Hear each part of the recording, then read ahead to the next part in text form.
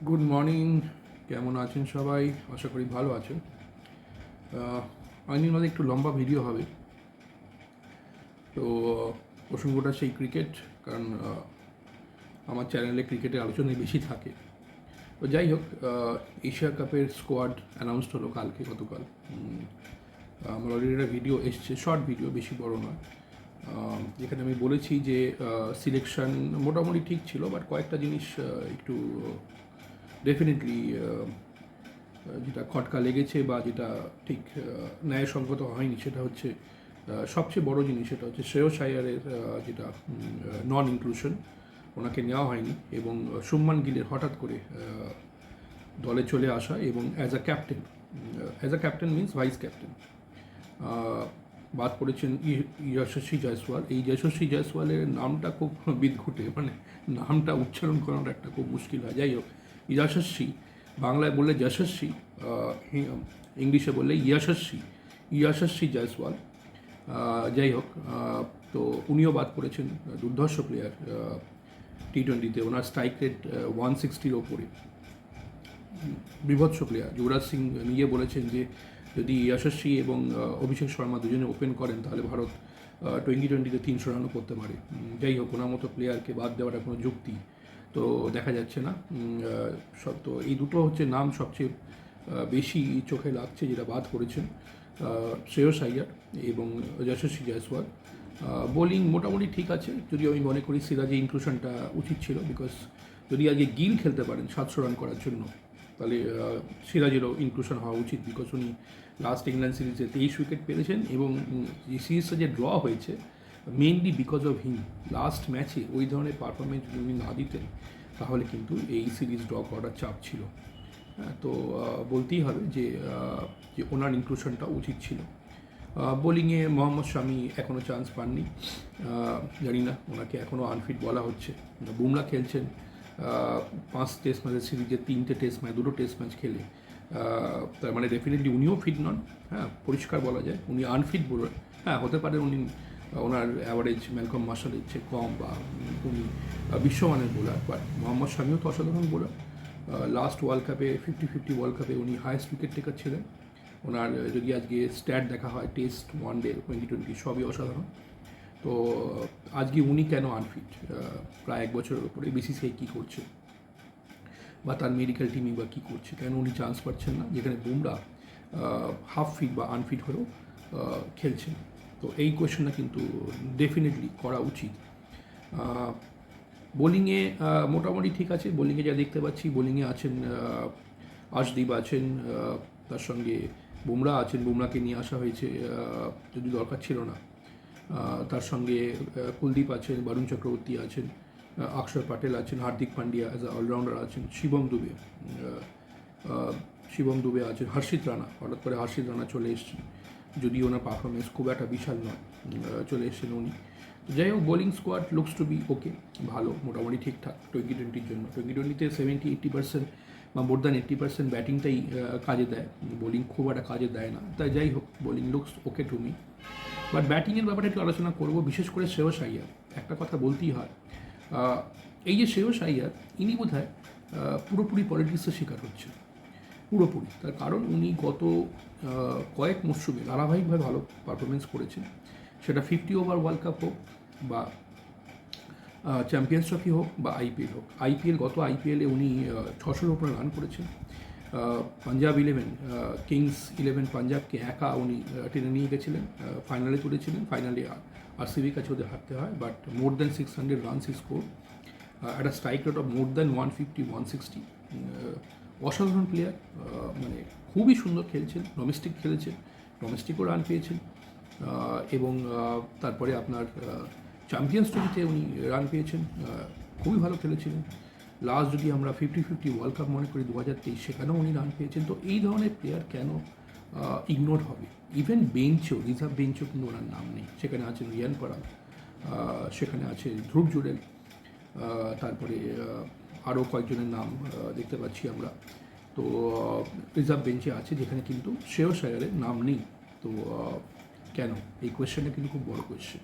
এটা কি শুধুমাত্র গৌতম গম্ভীর আর অজিত আগরকরের যুগ্ম পলিটিক্স, যুগ্ম রাজনীতি? অজিত আগরকর বলছেন ভেরি ইম্পর্টেন্ট যে সেও সাহেব যে বাদ করেছেন তাতে ওনার কোনো দোষ নেই, কিন্তু আমাদেরও দোষ নেই। তো ভাই কার দোষ আছে? পরিষ্কার কথা, দোষটা কার? তোমরা যদি আজকে সিলেকশন কমিটি হয়ে, নির্বাচন কমিটি হয়ে এত বড় একটা ভালো প্লেয়ারকে তোমরা ইগনোর করো, এবং সেখানে তোমরা কাদেরকে নিয়ে আসছো? রিঙ্কু সিংকে নিয়ে আসছো, যে রান পায়নি কত দু মরশুমে।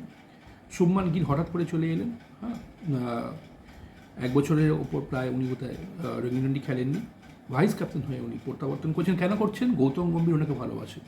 গৌতম গম্ভীর সোজা কথায় ওনাকে পাপেট বানিয়ে টিমটা চালাতে চান। হ্যাঁ, ঠিকই শুনেছেন, পাপেট বানিয়ে, বিকজ টিম চালাচ্ছেন গৌতম গম্ভীর, পাপেট বানিয়ে রেখেছে শুভমান গিলকে, বিকজ শুভমান গিল থাকলে ওনার সুবিধে। সেই জন্য that is why he wants in format for all three, captain for all three formats. তো শুভমান গিলকে এই জন্য নিয়ে আসা হয়েছে ভাইস ক্যাপ্টেন হিসেবে।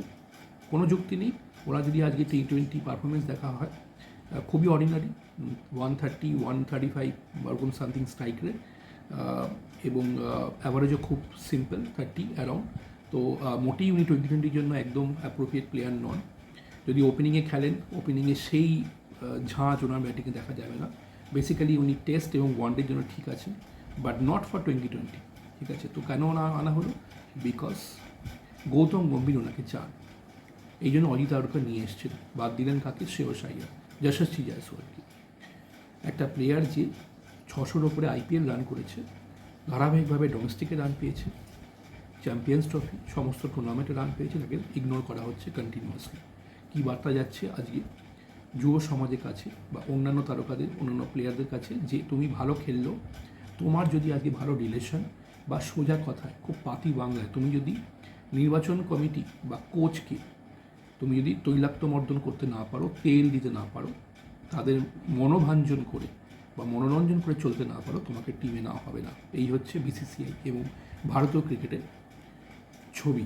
এটা ঘটেছে, অতীতেও ঘটেছে বহুবার। মহিন্দ্র রমননাথের কথা আমরা জানি, বহুবার উনি ভালো খেলেও ড্রপ হয়েছেন, বহুবার, বিকজ উনি কখনো he never care about the selection committee members and also the management. উনি বলেছিলেন যে selection committee members are bunch of jokers. হ্যাঁ, ঠিকই বলেছেন। অজিত আগরকর আজকে কী করে সিলেকশন কমিটি হেড হন? উনি কী করেছেন? ওনার পারফরমেন্স খুব অর্ডিনারি। ওয়ানডেতে কিছু উইকেট পেয়েছেন, টেস্টে তো ধারে কাছে নেই কিছু, 2020 উনি খেলেননি। তো এরকম একটা প্লেয়ার, উনি আজকে হেড হয়ে বসে আছেন সিলেকশন কমিটি হেড হয়ে বসে আছেন। তো দিস ইজ এক্সপেক্টেড না? যদি আজকে অজিত আগরকরের মতো একটা থার্ড ক্লাস, আমি বলবো থার্ড ক্লাস প্লেয়ার, যার সেভাবে কোনো ইন্টারন্যাশনাল ক্রিকেটে সেভাবে কোনো অ্যাচিভমেন্টই নেই বলতে গেলে, খুবই লিমিটেড, ঠিক আছে, সেই যদি আজকে সিলেকশন কমিটির হেড হয়ে বসে থাকেন, তাহলে এটাই কাম্য, কিছু করার নেই। যেখানে আজকে পলিটিক্স চলবে, রাজনীতি চলবে এবং নেপোটিজম চলবে। এবং গৌতম গম্ভীর সম্বন্ধে বলতে হচ্ছে, গৌতম গম্ভীর উনি নাকি বলছেন যে আমি স্টার কালচার রাখবো না ভারতীয় ক্রিকেটে। ঠিক আছে, বুঝলাম, চলুন, যদি কথাটা মেনে নেওয়া যায়, স্টার কালচার আপনি রাখবেন না, আপনি নিজে স্টার ছিলেন না, সেই জন্য হয়তো আপনি কখনো অধিনায়ক হননি, মেনে নিলাম, তাও মেনে নিলাম, বা আপনার সেই রাগটা আছে, বাট আপনি কি সেই রাগটা এখন রিফ্লেক্ট করাবেন বা প্রতিফলন করাবেন ভারতীয় ক্রিকেটে? First of all. সেকেন্ড হচ্ছে, যারা ভালো খেলছে তারা তো স্টার নয় বাবা, এই তো নিতে হবে। তুমি আজকে শুভমান গিলকে স্টার বানাচ্ছ কেন? সে কীভাবে চান্স পাচ্ছে? তুমি আমাকে স্টার বানাচ্ছ তা কেন? সে কীভাবে আগে ভারতীয় ক্রিকেটে চান্স পাচ্ছে 2020 হঠাৎ করে? সে কী করেছে? কিছুই করেনি। তো why he is getting chance and he is coming back as vice captain? What he did in 2020 cricket in last 12 months? Nothing, almost nothing. তাহলে তিনি কীভাবে চান্স পেলেন? তো তিনি তো স্টার হয়ে গেলেন, আপনি তাকে স্টার বানাচ্ছেন, বাট আপনি ভালো প্লেয়ারদেরকে আপনি বিতাড়িত করছেন। বিরাট কোহলি এবং রোহিত শর্মাকে আপনি দল থেকে প্রায় তাড়িয়ে দিয়েছেন, বিদারণ করেছেন। তারা 2020 ওয়ার্ল্ড কাপ এবং চ্যাম্পিয়ন্স ট্রফি এনে দেওয়ার পরেও তাদের টিমের জায়গা হয়নি, তাদেরকে বাধ্য করেছেন টেস্ট থেকে বেরিয়ে যেতে, স্পেশালি বিরাট কোহলি কিন্তু আরও 2-3 বছর খেলা দরকার ছিল, স্পেশালি ইন টেস্ট ক্রিকেট। তো আপনি তাকে কিছু এমন শর্ত দিয়েছেন আপনারা, আপনি এবং অজিত আগরকর মিলে, যে আজকে বাধ্য হয়েছে সেই ইন্টারন্যাশনাল ক্রিকেট থেকে দূরে। আমাদের মনে করিয়ে দিই, ইংল্যান্ড সফরের আগে বিরাট কোহলি প্র্যাকটিস শুরু করেছিলেন, মাস দুয়েক আগের ঘটনা, যেখানে উনি নেটে রীতিমতো প্র্যাকটিস করছিলেন, বিকজ উনি বলেওছিলেন যে এই ইংল্যান্ড সফরটা আমি রান করতে চাই, কম করে 4-5টা সেঞ্চুরি আমি করতে চাই। And he was king, and his main liking was test cricket. উনি কিন্তু টেস্ট ক্রিকেট চিরকাল ওনার বেস্ট ফরম্যাটের মধ্যে উনি রাখতেন। বাট ওনাকে এমন কিছু শর্ত চাপিয়ে দেওয়া হয়েছিল। ডেফিনেটলি দেখুন, বড় বড় ক্রিকেটারদের ইগো থাকবে, ক্রিকেটারদের ইগো থাকবেই। তাদের যদি বলা হয় যে তুমি এই ম্যাচে খেলতে না পারলে 5 ম্যাচের সিরিজে 2টো টেস্ট যদি রান না পাও, তোমাকে আর নেওয়া হবে না, ড্রপ করা হবে, বা তোমাকে ইভেন্ট বাধ্য করা হবে রিটায়ারমেন্ট করানোর জন্য, তার মানে you are actually pushing him for the retirement. আপনি তাকে বার করে দিতে চাইছেন। You are giving that message to him that now you retire because we do not require you in our team. কেন? বিরাট কোহলি টেস্ট ক্রিকেটে ডেফিনেটলি রিকোয়ারমেন্ট ছিল এবং তার মতো প্লেয়ার আরও 2 বছর খেলাটা জরুরি ছিল। এবং তিনি রান করছিলেন, এমন তিনি রান করেননি। তিনি ওয়ার্ল্ড কাপে রান পেয়েছেন, 700-র উপরে রান করেছেন 50 ওভারের ওয়ার্ল্ড কাপে। চ্যাম্পিয়ন্স ট্রফিতেও উনি রান করেছেন, টি20 ওয়ার্ল্ড কাপেও উনি রান করেছেন, উনি ম্যান অফ দ্য ম্যাচ ছিলেন ফাইনালে। তাহলে আজকে এই ধরনের প্লেয়ারকে গৌতম গম্ভীর এবং অজিত আগরকর তারা চাপ দিয়ে ইন্টারন্যাশনাল ক্রিকেট থেকে বার করে দিল। এবং এটাও শোনা যাচ্ছে কথা যে রোহিত শর্মা ও বিরাট কোহলিকে ওয়ানডে ফরম্যাট থেকেও এই আসন্ন অস্ট্রেলিয়া সিরিজের পরে বার করে দেওয়া হবে, বা তাদের বলা হবে যে আবার আপনারা আসুন। তার মানে এটা ডেফিনেটলি এটাও একটা পলিটিক্স। শুভমান গিলকে চাইছেন গৌতম গম্ভীর ওয়ানডে টিমের ক্যাপ্টেন হিসেবেও। ওইও বললাম, ওনাকে পাপেট বানিয়ে, পুতুল বানিয়ে রাখতে চান। ওই আগেকার দিনে আমরা দেখেছি না, এখনও বোধহয় গ্রামেগঞ্জে দেখা যায় পুতুল খেলা, পুতুল নাচ। কেউ বাইরে থেকে বসে কলকাঠি নাড়ায় বা মেশিন চালায় এবং পুতুলগুলো নাচে। তো Shubman Gill is not doing the same thing. ওনার সেভাবে কোনো নেই, রায় নেই বা সে নেই। Main thing is now getting driven by Gautam Gambhir, because উনি ভারতীয় ক্রিকেটে হত্যাকর্তা বিধাতা হতে চান। ঠিক আছে, ভালো কথা, আপনি হন, বাট এইভাবে কিন্তু আপনি এইভাবে একটা মানে পার্শিয়ালিটি করে বা সম্পূর্ণ বায়াস সিলেকশন করে বা এই ধরনের কাজ করে আপনি পারবেন না। যদি আজকে ভারতীয় টিম হারে আগামী 2 বছরে টি20 ওয়ার্ল্ড কাপ আছে এবং বিশ্বকাপও আছে, 50-50 ওয়ার্ল্ড কাপ, WTC টেস্ট চ্যাম্পিয়নশিপও আছে, যদি সেখানে আজকে ভরাডুবি পারফরমেন্স হয়, আপনাকে কিন্তু দেশের লোক ছেড়ে দেবে না, আপনার মুন্ডুচ্ছেদ করবে এবং আপনাকে কিন্তু ছিঁড়ে খাবে। তার কারণ কি, যদি আপনি এই ধরনের একপেশি সিদ্ধান্ত নিয়ে ভালো ভালো প্লেয়ারকে সাইড করে আপনি আপনার নিজের প্লেয়ারদের দেখে টিম চালান এবং যদি পারফরমেন্স দিতে না পারে, তাহলে একটি কথা মনে রাখবেন যে ভারতীয় টিমের যারা হচ্ছে শুভাকাঙ্ক্ষী বা এই কোটি কোটি লোক সারা বিশ্বে, তারা কিন্তু আপনাকে ছেড়ে কথা বলবে না। তো mister Gambhir, please be careful, please do not make this type of thing, because যারা সত্যি ডিজার্ভিং তাদেরকে চান্স দিন। যশস্বী জয়সওয়াল চান্স পাওয়া উচিত ছিল, definitely he should have been in the team.